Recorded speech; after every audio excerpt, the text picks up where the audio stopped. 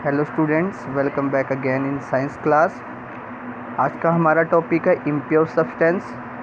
Last video में हमने pure substance के बारे में पढ़ा था, तो इम्प्योर सब्सटेंस को स्टार्ट करते हैं हम। Impure substance are commonly called the mixture.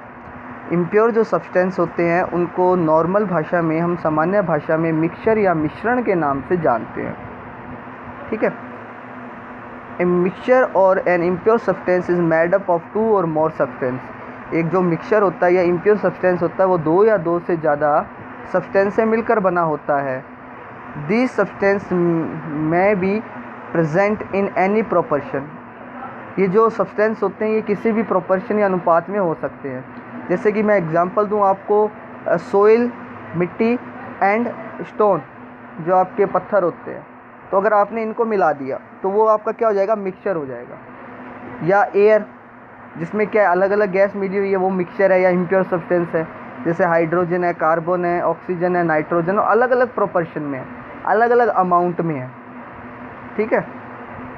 तो this substance may be present in any proportion in the mixture and retain their individual properties. तो ये जो सब्सटेंस होते हैं ये किसी भी प्रोपोर्शन या अनुपात में उस मिक्सचर के अंदर हो सकते हैं और ये अपनी इंडिविजुअल प्रॉपर्टी को बनाए रखते हैं। मतलब खुद की इनकी अपनी प्रॉपर्टी जो होती है वो बनी रहती है, वो उसको ये लॉस्ट नहीं करते।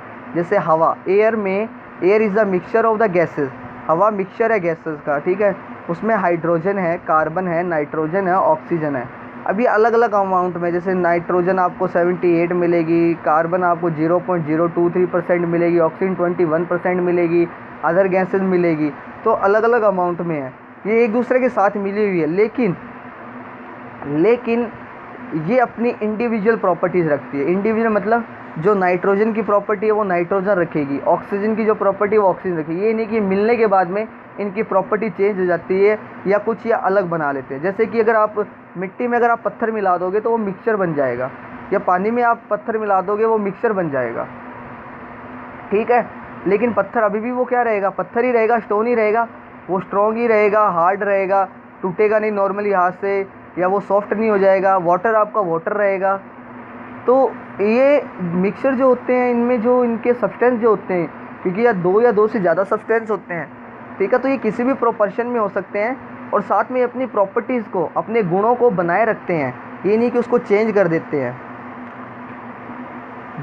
The different substance present in a mixture are called the component और द कॉन्स्टिट्यूएंट्स। तो जो डिफरेंट सब्सटेंस प्रेजेंट होते हैं मिक्सचर के अंदर उनको कंपोनेंट्स के नाम से जानते हैं। उनको आप कंपोनेंट्स बोल सकते हो। जैसे कि स्टोन एक कंपोनेंट हो गया, सॉइल कंपोनेंट हो गई, वाटर कंपोनेंट हो गया। Mixture are the substance held together by the physical force known as the intermolecular force. Mixture जो होते हैं आर द सब्सटेंस, मिक्सचर ऐसे सब्सटेंस होते हैं हेल्ड टुगेदर, जो जुड़े रहते हैं by the physical force, physical force के जरिए जुड़े रहते हैं, known as the intermolecular force, और उस फोर्स को इंटरमोलिकुलर फोर्स के नाम से जानते हैं। तो जो सब्सटेंस होते हैं कौन से मिक्सचर के अंदर, वो आपस में जुड़े हुए रहते हैं, किसके जरिए, फिजिकल फोर्स के जरिए, और उस फिजिकल फोर्स को इंटरमोलिकुलर फोर्स के नाम से जानते हैं। These are weak force, hence the component of the mixture can be separated by the physical means। ये जो फोर्स होती है बहुत ज़्यादा कमज़ोर होती है, तो इसको क्या किया जा सकता है, इसको आराम से आप फिजिकली मेथड से क्या कर सकते हो, अलग कर सकते हो। जैसे कि नॉर्मली आप वाटर को क्या कर लो, छान लो, तो उससे जो उसके पत्थर वगैरह होंगे वो अलग हो जाएंगे। ठीक है। तो वो फिजिकली मेथड हो गया। तो इनके बीच में बहुत हल्का अट्रैक्शन फोर्स होता है, इसलिए आप इनको फिजिकली मेथड से इनको सेपरेट कर सकते हो। Example of mixture, sea water is the mixture of the water and large number of salt and other impurities. तो सी वाटर जो है वो एग्जाम्पल है। एयर बोल सकते हो आप, एयर एग्जाम्पल हो जाएगा। इसके अलावा आपने अभी मैंने एग्जाम्पल और बताए थे आपको, और इसके अलावा एग्जाम्पल आपके और लिखे हुए हैं। Air is the mixture of the many gases, water vapour and the dust particle. A cup of tea contain the water, sugar, milk and juice of tea leaves. Rock salt is the mixture of common salt and the fine sand. और milk is the mixture of the water, cream and the protein. तो ये सब क्या है, mixture है। और इनमें आप अलग अलग सब्सटेंस को फिजिकली मेथड से क्या कर सकते हो, अलग अलग ले सकते हो, प्राप्त कर सकते हो अलग अलग तरीके से। टाइप ऑफ मिक्सचर, मिक्सचर के टाइप पढ़ लेते हैं कि मिक्सचर के प्रकार, कितने प्रकार का मिक्सचर होता है। Depending on the composition mixture can be homogeneous और हेट्रोजीनस। तो कॉम्पोजिशन के बेस के ऊपर आपका जो मिक्सचर है वो होमोजीनस हो सकता है या हेट्रोजीनस भी हो सकता है, समांगी और विषमांगी। A mixture is a homogeneous when it various component are uniformly separate through the mixture and each part of the mixture has same properties. Component of the homogeneous mixture can not seen by the naked eye or through a magnifying glass। तो अब हम बात कर लेते हैं homogeneous mixture के बारे में। तो ऐसा मिक्सचर जिसमें जो कंपोनेंट होते हैं दो अलग अलग, ठीक है, जाहिर सी बात है मिक्सचर है तो कंपोनेंट दो होंगे या दो से ज़्यादा होंगे। तो जो होमोजीनियस मिक्सचर होता है उसमें क्या कर दो, आप किसी कंपोनेंट को ऐसा फैला दो या ऐसा मिला दो उसके अंदर कि वो जो कंपोनेंट आपने जो उसमें मिलाया है वो आपको आँखों से दिखाई ना दे, अपनी आँखों से आपको वो दिखाई ना दे, ठीक है।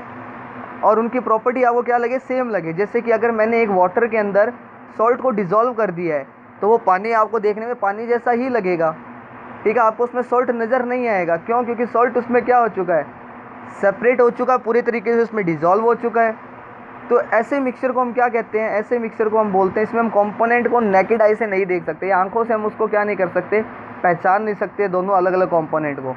तो ऐसे मिक्सचर को हम क्या बोलते हैं, होमोजेनियस मिक्सचर बोलते हैं। जैसे कि सॉल्ट एंड वाटर का मिक्सचर हो गया, मिल्क प्रोटीन वाटर का जो मिक्सचर होता है वो हो गया, ठीक है। Mixture of salt and water is a homogeneous mixture. A mixture is heterogeneous when it the various component are not uniformly separate.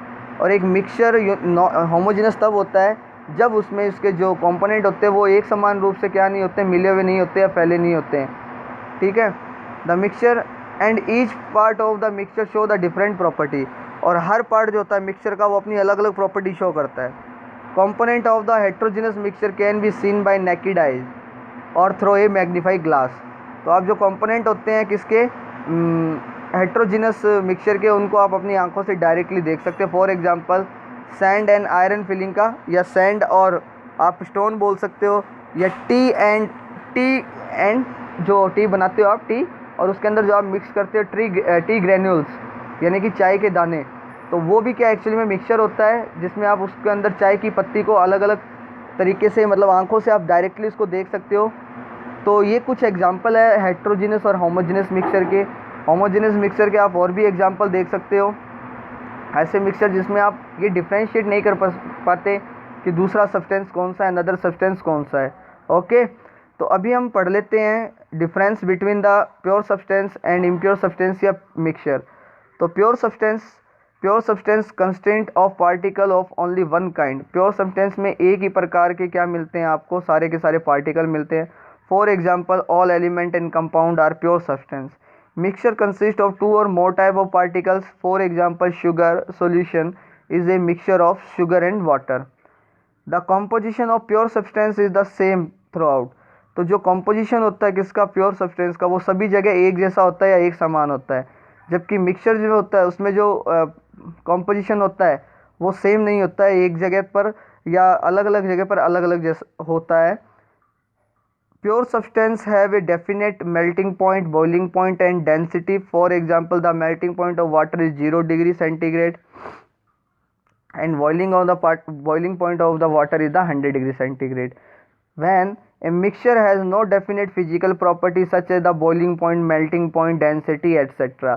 तो ये different between the pure substance and mixture या अंतर आप बोल सकते हो। तो आज की वीडियो में इतना ही। नेक्स्ट वीडियो में हम पढ़ेंगे नीड फॉर सेपरेशन के बारे में। So thank you.